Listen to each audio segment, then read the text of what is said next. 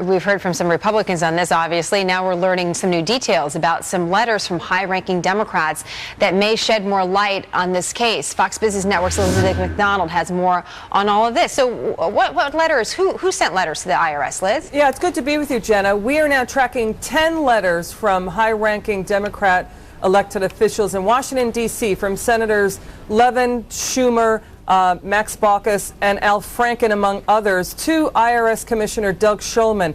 A set of letters from Senator Levin went to IRS Commissioner Shulman beginning in July 2012, and he was complaining about a reaction to a letter that he got from that he had sent to Lois Lerner. He is saying that essentially Lois Lerner basically gave him an unsatisfactory response to his query. He's saying that the IRS, quote, was behaving passively.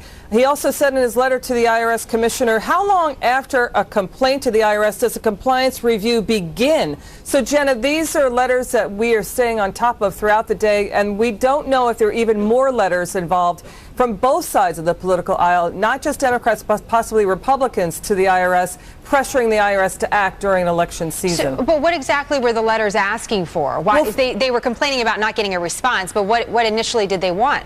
Well, Senator Levin's letter cited a dozen groups that he wanted the IRS to look into to see whether or not they were doing mostly politicking as they were acting as nonprofits in violation of the law. And he is cited, for example, Americans for Prosperity, Americans for Tax Reform, Club for Growth, and the 60 Plus Association.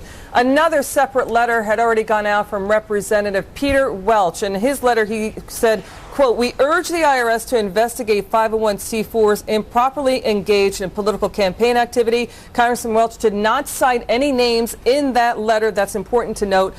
He also, Senator Schumer's letter and Senator Al Franken, among the other 8 Democrats who wrote to the IRS, they said they would seek legislation if the IRS fails to enact more tougher bright lines in nonprofit tax law. And they also said in their letter that we urge the IRS to take steps immediately to prevent abuse of the tax code by political groups. So these letters started in basically the fall of 2010, and they starting with Senator Max Baucus, and then other congressmen started to write to the IRS Commissioner Doug Shulman. I'm going to send it back to you, Jenna. Interesting.